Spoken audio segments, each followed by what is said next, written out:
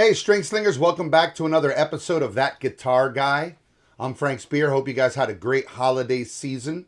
What I want to talk about today in this very short lesson is practice routine and maybe approach this a little differently than normally guitar players would. I like to practice. I used to practice when I was a kid, right? I started playing guitar when I was 12. And I used to practice, 8 hours a day, 10 hours a day. And as I got older, I started having a pretty regimented practice schedule with a journal and all that stuff. And that's fine. There are different personality types. Not everyone is the same. So there's no standard way to practice that you can just pass out or hand out to everybody and say, this is the way to practice. This is the way to become great. Some people never practice. They just play songs and they become great. Some people have a 10, 12 hour a day regimented routine.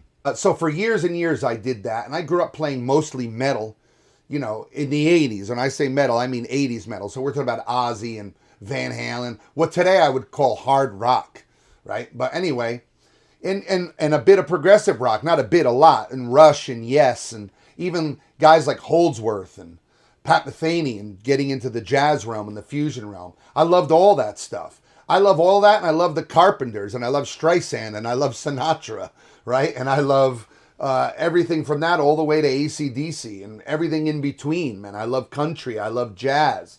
I love Bob Wills and the Texas Playboys. So I just love music. So these days, after playing 47 years, when I practice in 15-minute segments, or I tell myself they're going to be 15-minute segments, and usually I go longer.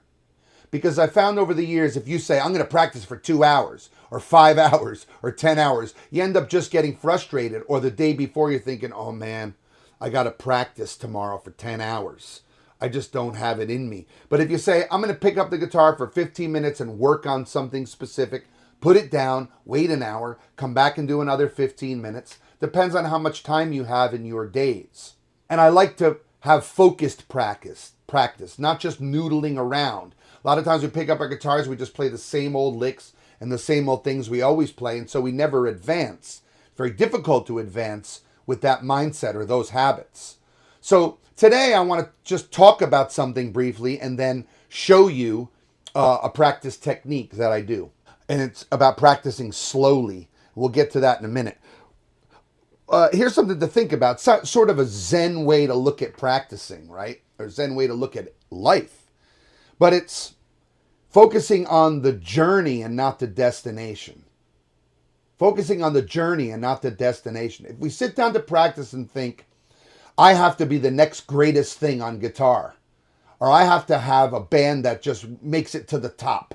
I've got to do all the things necessary to be the greatest guitar player that ever lived. Or I've seen this player and I need to play like them. So I've got to work all these hours every day. If you start with that mindset, it's almost self-defeating because you're setting such a lofty goal. It's like starting to exercise and you're thinking, in 6 months, I want to climb Mount Everest. What you need to be thinking about is, I need to go for 10-minute walks, right? Because I'm overweight, my heart's not in great condition. Let me start with 10-minute walks, and then we'll sort of push Everest down the road a little bit, okay? People who make it, this is generally speaking now, there are always exceptions to the rule. But I'm almost 60. In my life, I found this to be true. The people that become successful in music or anything else, generally speaking, are not the people who are doggedly searching for that success all the time, but the people who are just worried about being the best they can and being happy with who they are as a player, being contented with who they are as a player, and they're having fun, they're enjoying themselves. It's called playing the guitar, not working the guitar. We're playing. We should be enjoying ourselves, having a blast doing this. And when you're having fun, the more you enjoy something, the more you'll do it, the more you'll want to do it. When it becomes work, when it becomes math, when it becomes hard and difficult, we don't do it. It's like, I'll practice tomorrow. Then tomorrow, I don't feel that great today. My hand's a little stiff. I'll practice the next day, right? But if we're having a blast, learning a Stray Cats tune or an Ozzy tune. We're learning songs, or we're working on one riff, just trying to get that down. Rather than saying, one riff, I need 1,000 riffs. Come on, man. That's where we bog ourselves down and choke ourselves out, right? So it's about the journey. It's about getting to greatness, one little step at a time. And if we're having fun with each little step, before you know it, wow, man, I'm a pretty good player. How did that happen? Because you're focusing on the little steps instead of getting angry that Tuesday you were okay, but by Wednesday you're not the greatest. So it's about the process more than the outcome. Let me say that again. It's about the process more than the outcome, right? It's like if you're sitting down to paint a picture or draw a picture, you should be enjoying the process of painting that picture or drawing it, loving every line, right? Every time you shadow something in, shade something in. I'm drawing a picture instead of shoveling elephant shit in the circus, which could be fun in its own right, I guess. No offense to elephant shit shovelers. You know, they're people too. But you're shading the picture and you're enjoying it every minute. And it's not about, I got to get this done. I got to get this done so I can look at the greatest picture ever drawn. I got to get this done. I got to get this done. I got to be the greatest artist. Right? What's the point then? If it's just, and then what happens generally anyways, you're done, you go, I don't like it. I got to do a new one. With this one's going to be the greatest. No, have fun in the process. All right, so hopefully that's helpful to you. And if you're doing your practice sessions in little chunks along the way, then just enjoy the chunk. Enjoy the chunk. Enjoy that little square, moment of time, 15-minute segment. Be in love with that. And then wait an hour, come back and do another little. You'll probably end up going more than 15 minutes. You might go an hour. I start getting the tennis elbow these days. I've had it really bad, and every time I get it, I think it's 3 times now, it's worse, and it lasts longer. Last time I had it, it took me 3 months for it to go away. I had to get the brace and everything else because I was practicing so long, working on finger-style picking. I just couldn't get enough of it because I was having such a blast that I just literally injured myself. So now I try to take in 15, 20-minute chunks, take an hour rest, come back, and I haven't had any problems. Now, as to practicing within those 15-minute segments, what I like to do is if I'm struggling with something. Now, if I'm working on a song or something, I don't limit it to 15 minutes. I might play for an hour, learning a new tune or something, take a break, come back in an hour or two, pick up where I left off. But if I'm working on something, say, fast, or something challenging with a chord change or a new chord shape that's got something weird going on with fingers moving, then what I do is I love to practice it super slow and then work it up to speed. But practice it slow for like 15 minutes. And you'll realize after a day or two, I got this thing. It's muscle memory. Your brain is an amazing tool. It'll start to remember, even if you're playing something slowly over and over again, it remembers the patterns and the movements. It becomes ingrained in the gray matter. And then all of a sudden you find, I could play this fast. How the hell did that happen? Right? It's like anything else. If you take 2 balls to juggle them and you can't really juggle them well, even just 2, and you throw one up and practice throwing that one to the other hand and the other ball falls. Okay, fine. Pick it up, throw this one up, throw this one to the other hand. Great. That one fell. Pretty soon, this pattern becomes second nature. And catching that ball is no problem. Now you can start catching this one. So now it's the throw it up, throw it over, catch it. Throw it up, throw it over, catch it. Whichever way you're doing it. Now you add that third ball. And that third ball falls. And it's like anything else you do in life, right? If I'm practicing a lick, and it may be a long run, I might practice the first 5 or 6 notes, then add the next 3 or 4 or 5 notes, then add the next set of notes. Not try to practice the whole run all at once, right? That's overwhelming.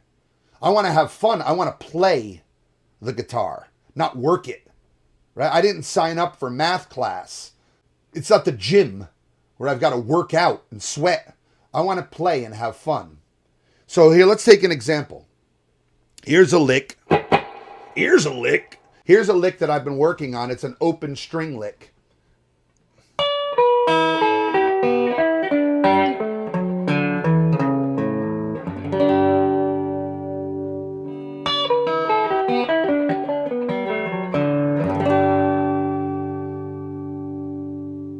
Now I'd like to get it.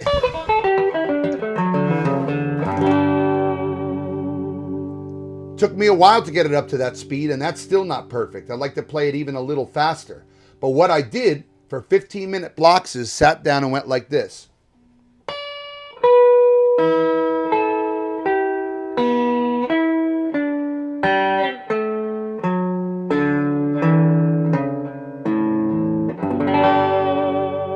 What I like to do sometimes is emphasize the part that I'm struggling with the most in a particular lick or whatever I'm working on. So in this case, it would be grabbing the open strings with my middle finger here in this hybrid picking. So I'll emphasize that. So my brain says, oh, that comes there, right? So it might be.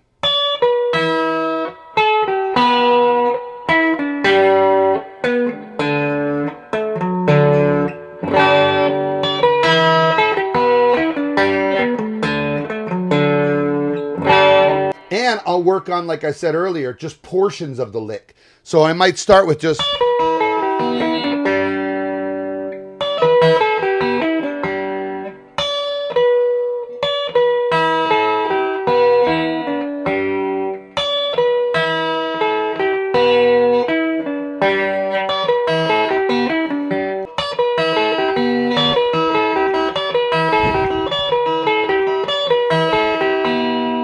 Right? Now, even that's pretty fast. When I started, it wasn't that quick. Ooh,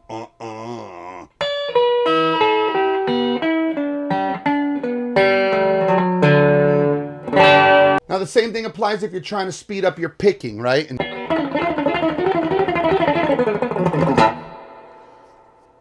maybe it's the angle you need to hold your pick at, right? Getting it more of an angle where it's up so that it's not getting stuck between strings if it's straight, right? Like this, but more of the pick up at this angle. Tilt it a little bit this way so you're using some of the side of the pick instead of flat. Depends on what works for you, right? So maybe you're just sitting down for 15 minutes and just doing that. Maybe you're doing that for an hour. Then you're skipping strings or switching strings.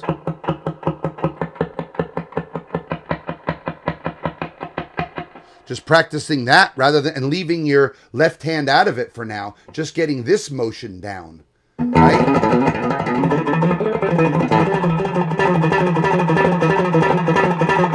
Adding that in, but slower.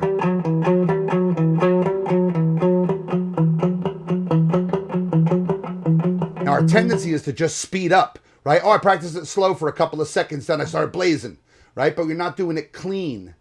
You're not doing it clean. So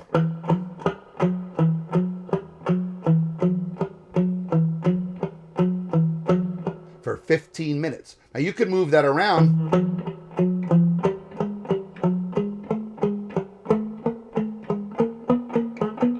Maybe you don't want to raise this finger that far up and you want to work on keeping that finger close by.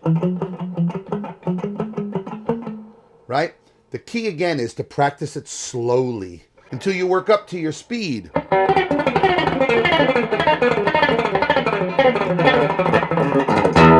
Another thing I'd like to talk about is confidence. This is huge.